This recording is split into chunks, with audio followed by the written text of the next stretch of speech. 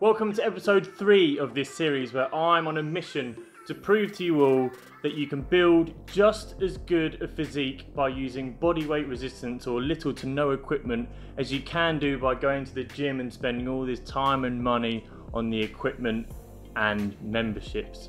So next up, I'm going to be converting the Scott Herman Bicep workout so you can do it any way you want. So I'm going to put it on the screen again here, but the workout is essentially straight bar curls followed by narrow grip EZ bar curls.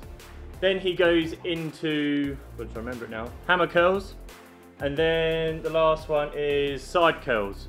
So I'm going to cut to a voiceover now and get straight into the workout. Straight in with the first movement then, which is the straight bar curl. So stand on the resistance band like so, grab it with an underarm grip and pull it tight. Make sure that you grab the resistance band close to your feet because then you'll have resistance through the whole of the movement. If you grab it too far up, then it's just going to be slack when your hands are down and make the movement pretty useless. So yeah, just make sure that you grab it low down. You can adjust how difficult the exercise is by how wide you have your feet and by how low down you grab it. But just make sure that you keep your hands in the same position as you would do if you're going to be grabbing onto a barbell. So the second movement is the EZ bar narrow grip. So in order to set yourself up with this one, it's almost identical to the first exercise, except you keep your hands close together. You still have an underarm grip, but make sure that your hands stay together for the whole of the movement. Now it's not always easy to do because the resistance band is going to want to separate your hands. It's just the way the resistance is going to work. So make sure that you keep it pulled in tight and concentrate on working the outside of your bicep. Third movement is the alternating dumbbell curls. So this is a pretty simple one to set up. And what you then do is imagine that you've got a dumbbell in your hand as opposed to a resistance band and do the exact same motion.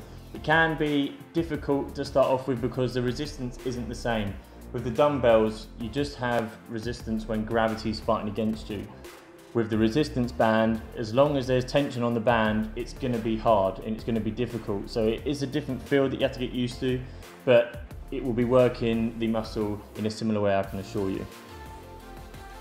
The third movement, or fourth movement, lost count, is the hammer curl. So set up almost identical to the first one, except you keep your hand in a, I believe you call it a neutral grip.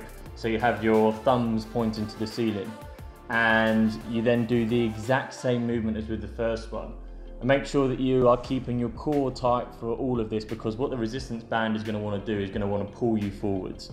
So you engage your core, keep that tight and make sure that you've gripped the resistance band nice and low down so you've got tension through the whole of the movement. So the final movement is the side curls.